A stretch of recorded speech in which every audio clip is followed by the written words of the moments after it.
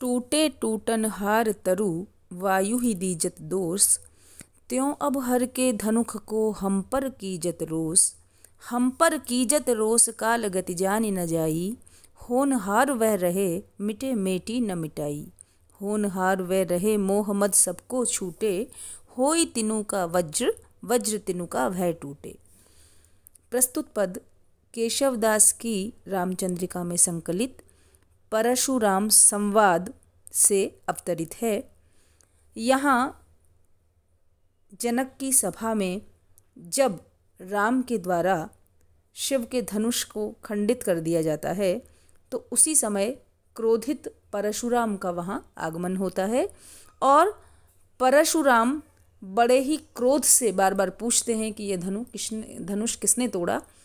जब उन्हें पता चलता है कि यह कार्य राम ने किया है तो वे अत्यधिक क्रोध से राम से सवाल जवाब करते हैं। उसी समय जब परशुराम राम के प्रति आरोप लगाते हैं कि उन्होंने किस तरह धनुष तोड़ दिया तो राम अपनी ओर से उन्हें प्रत्युत्तर देते हैं कि टूटे टूटनहार तरु वायु ही दीजत दोष। कि हे मुनिवर, जो टूटनहार तरु है अर्थात जो ऐसा वृक्ष है जो कि अत्यधिक दुर्बल हो गया है, शिथिल हो गया है, टूटने की कगार पर पहुंच गया है, उसका टूटना या उसका नष्ट होना तो सुनिश्चित है। वायु ही दीजत दोष। यदि हम उसके लिए वायु को दोष दें तो यह उचित नहीं है। अर्थात हम ये कहें कि हवा तेज चल रही है इसलिए वृक्ष टूट गया है तो यह ठीक नहीं है। जो वृक्ष टूटने वाला है वह तो टूटना ही होता है, जो दुर्बल है, जर्जर है, उसका टूटना सुनिश्चित है। त्यों अब हर के धनुख को हम पर कीजत रोष। हे मुनिवर, उसी प्रकार यह जो हर अर्थात शिव का धनुष है वह तो वैसे ही जर्जरित हो गया था और मैंने तो सिर्फ हाथ लगाया, उठाया और वह धनुष टूट गया। तो उसी प्रकार जैसे टूटने वाले या जर्जर वृक्ष का टूटना सुनिश्चित है, वायु पर दोषारोपण करने से कोई लाभ नहीं, उसी प्रकार हर का जो धनुष था वह तो टूटनहार ही था। उसका टूटना, उसका भंग होना सुनिश्चित था, वह जर्जर हो चुका था। तो उसी प्रकार आप हम पर इस धनुष के टूटने का रोष क्यों कर रहे हैं। हम पर कीजत रोष काल गति जानी न जाई। हम पर रोष करने से, हम पर क्रोध करने से, गुस्सा करने से कुछ नहीं होता। काल गति जानी न जाई, जो समय की गति है, काल की गति है, वह जानी नहीं जाती, वह बड़ी विचित्र होती है। यहाँ इस पद के माध्यम से कवि ने दार्शनिक भावों की अभिव्यक्ति भी की है कि जिसका इस संसार में आगमन हुआ है उसका जाना सुनिश्चित है। समय की गति को, काल की गति को कोई नहीं समझ सकता। होनहार वे रहे मिटे मेटी न मिटाई। जो होनहार है वह तो होकर रहती है। यहाँ लोकोक्ति के माध्यम से भी कवि यह बताना चाहते हैं कि इस धनुष का टूटना सुनिश्चित था। परशुराम को व्यंग्यार्थ से यह भी बता देना चाहते हैं कि विष्णु का अवतार हो गया है और अब तो यह भावी था, यह होनहार था कि इस धनुष को टूटना ही था।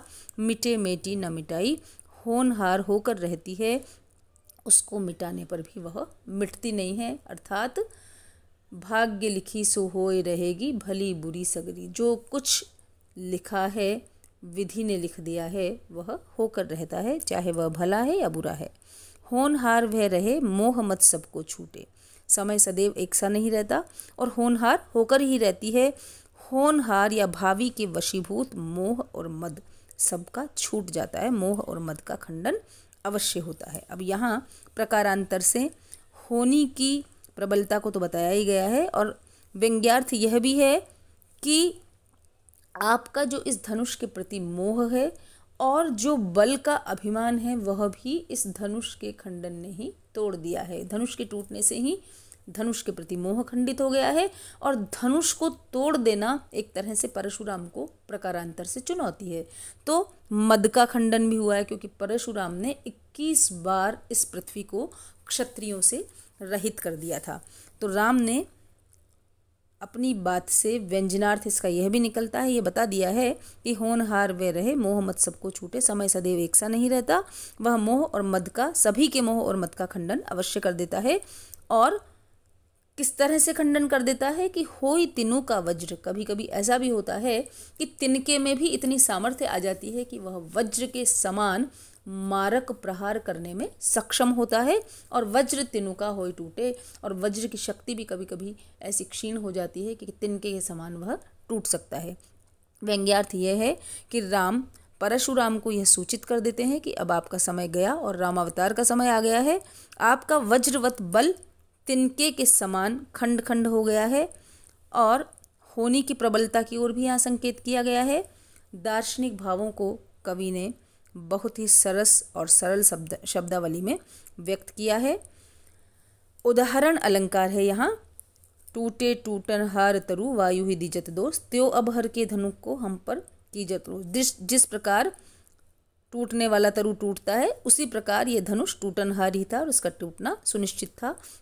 अनुप्रास अलंकार भी पूरे पद में है। लोकोक्ति से पुष्ट गूढ़ोत्तर राम के द्वारा यहाँ दिया गया है और राम के शीतल व शांत स्वभाव की ओर भी संकेत किया गया है। जब परशुराम ने राम के इन वाक्यों को सुना तो उनका क्रोध और भी बढ़ गया।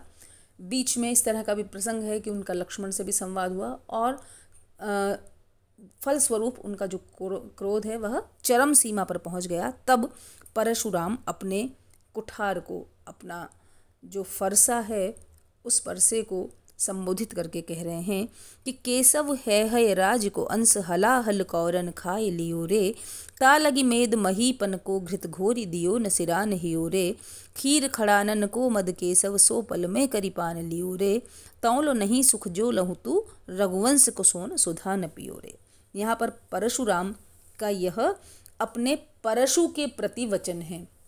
जब उन्हें लगता है कि राम अपने शांत स्वभाव से और मधुरिम वार्तालाप से उन्हें पराजित करना चाहते हैं और लक्ष्मण अपने तीक्ष्ण और उग्र स्वभाव से उन्हें जवाब दे रहे हैं, तो ऐसी स्थिति में उनका क्रोध चरम सीमा पर पहुंच गया और अपने उस परशु के प्रति जिसने 21 बार इस पृथ्वी को क्षत्रियों से विहीन कर दिया था, उसको संबोधित करके कह रहे हैं कि हे कुठार, परशुराम जी कहते हैं, हे कुठार, तूने क्या किया? केशव है राज को अंश हलाहल कौरन खाए लियो है राज का अर्थ है सहस्रार्जुन। परशुराम ने अपने परसे से सहस्रार्जुन के टुकड़े टुकड़े कर दिए थे। तो केशव कवि कहते हैं कि परशुराम जी अपने कुठार के प्रति कह रहे हैं कि हे कुठार, तूने सहस्रार्जुन के अंश अंश को, टुकड़े टुकड़े को, यहाँ अंश की जगह मांस भी पाठांतर है, तो यदि मांस आता है तो हे राज या सहस्रार्जुन के मांस को काटा है या उसके खंड खंड कर दिए, अंश अंश टुकड़े टुकड़े कर दिए हैं। और हलाहल कौरन खाए लियो रे, तूने वह मांस इस प्रकार खा लिया, उसका भक्षण कर लिया जैसे हलाहल के कौर खा लिए हो। हलाहल भयंकर विष, मारक विष होता है, मानो उस विष के कौर खा लिए हो। ता लगी मेद महीपन को घृत घोरी दियो न सिरान हियो रे, ता लगी, जब तूने उसका मांस भक्षण कर लिया तो फिर ता लगी, उसकी शांति के लिए मेद महीपन को, मेद कहते हैं चर्बी, महीपन यानी राजाओं की, घृत माने घी, घोरी दियो घोल कर दिया, न सिरानो, सिरानो मतलब शीतल होना और न सिरानो मतलब शीतल नहीं हुआ, शांत नहीं हुआ, हियो माने हृदय। यहाँ ये बताया है कि चूंकि तूने वह जो है राज का मांस खाया वह इस तरह खाया जैसे हलाहल खा लिया हो, विष खा लिया हो। और वैद्यक में यह बात बताई जाती है कि यदि भयंकर विष का पान कर लिया जाए तो उस विष से मुक्ति पाने के लिए व्यक्ति को घी पिलाया जाता है और उस घी पिलाने से जब उसको वमन होती है तो वह हलाहल जो विष का प्रभाव है वह धीरे धीरे शांत हो जाता है। तो चूंकि है राज का मांस रूपी हलाहल के कोर तूने खा लिए, ता लगी, उसकी शांति के लिए क्या किया? मेद महीपन को, इसके शमन के लिए तुझे कई राजाओं की चर्बी रूपी घृत घोरी दियो, घी को पिलाया, चर्बी रूपी घी घोलकर पिलाया गया, किंतु न सिरानो हियो रे, फिर भी तेरा हृदय शांत नहीं हुआ। हे कुठार, फिर भी तेरी प्यास नहीं बुझी। तब क्या किया? खीर षडानन को मद केशव, खीर मतलब क्षीर, क्षीर माने दूध, खड़ानन षडानन, 6 मुख वाले षडानन कार्तिकेय, षडानन के मद रूपी क्षीर को तुझे पिलाया, अर्थात षडानन के मद का भी तूने खंडन किया। और सो कर में पल में करीपान लियो रे, तूने षडानन के मद रूपी क्षीर को पल भर में पी लिया, अर्थात तूने षडानन का मद भी भंग कर दिया, उनके अहंकार को भी खंड खंड कर दिया। तौ लो नहीं सुख, लेकिन मैं समझ गया कि तौ यानी तब और लो यानी तक, तब तक तुझे सुख नहीं मिलेगा जब तक तू, जो लहू तू, जब तक तू रघुवंश को सोन सुधा न पियो रे, रघुवंश के श्रोण रूपी सुधा का पान नहीं करेगा। श्रोण कहते हैं रक्त को, सुधा, सुधा का अर्थ वैसे अमृत होता है, लेकिन यहाँ चूना, सुधा चूने को भी कहते हैं।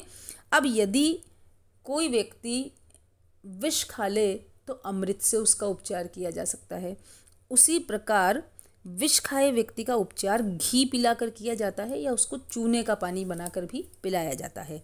तो जब तक तू रघुवंशियों के रक्त रूपी अमृत या चूने के पानी का पान नहीं कर लेगा, उसे नहीं पी लेगा, तब तक नहीं सुख, तुझे आनंद की प्राप्ति नहीं होगी, तुझे वापस जीवन दान नहीं मिलेगा। कहने का तात्पर्य यह है कि अब तेरी प्यास इन रघुवंशी कुमारों के रक्त से ही बुझेगी। यहाँ हमें केशवदास की जो वैद्यकी का ज्ञान है उसके बारे में भी पता चलता है। रीतिकाल के कवियों में यह विशेष बात थी कि वे अपने ज्ञान का किसी न किसी रूप में प्रकटीकरण करते थे। बिहारी के यहाँ भी हम देखते हैं, अन्य कवियों के काव्य में भी हमें कई जगह ये दिखाई देता है कि वे अनेक प्रकार के ज्ञान का किसी न किसी प्रकार से वर्णन करते थे। यहाँ केशव ने अपने पद के माध्यम से, परशुराम के माध्यम से उन्होंने ये बता दिया कि उन्हें वैदिक का ज्ञान है कि यदि हलाहल खा लिया जाए तो उसके शमन के लिए या तो घी पिलाया जाता है, चूने का पानी या अमृत पान करवाया जाए, तभी उस हलाहल विष का जो दुष्प्रभाव है वह निष्क्रिय हो सकता है। तो केशव कवि ने कहा कि ये तूने चूंकि सहस्रार्जुन के मांस को काटा है और मांस रूपी हलाहल के कौर खा लिए हैं, इसके शमन के लिए तुझे कई राजाओं की चर्बी रूपी घी पिलाया गया, किंतु फिर भी तेरा हृदय शांत नहीं हुआ, इसलिए तूने षडानन के मद रूपी क्षीर को पिया और उसको पल मात्र में खत्म कर दिया। लेकिन फिर भी मुझे लगता है कि अभी तुझे तब तक सुख की प्राप्ति नहीं होगी जब तक तू रघुवंशियों के रक्त रूपी अमृत या चूने के पानी का पान नहीं कर लेगा। यहाँ परशुराम द्वारा प्रकारांतर से एक तो अपनी वीरता का बखान किया गया है। परशुराम ने अपने परशु से किस प्रकार विभिन्न राजाओं के मद को खंडित कर दिया था, इस पृथ्वी के सारे वीरों को चुनौती दे डाली थी, उसके बारे में बताया गया है। और साथ ही साथ रघुवंश के जो कुमार राम और लक्ष्मण थे उनको एक चेतावनी भी दे दी गई कि यदि अब भी तुम नहीं मानोगे तो अगली बारी तुम्हारी है, तुम्हारे रक्त से इस कुठार की पिपासा को मिटाया जाएगा। प्रस्तुत पद में अनुप्रास अलंकार है और रूपक अलंकार भी है। श्रोण सुधा में रूपक है और उसी प्रकार हलाहल कौरन खाए लियो रे, अर्थात यहाँ उपमेय पर उपमान का आरोपण कर दिया गया है। रूपक अलंकार है पूरे पद में और अनुप्रास भी है, विजय छंद है और परशुराम की वीरता का बखान उन्हीं के वचनों में किया गया है।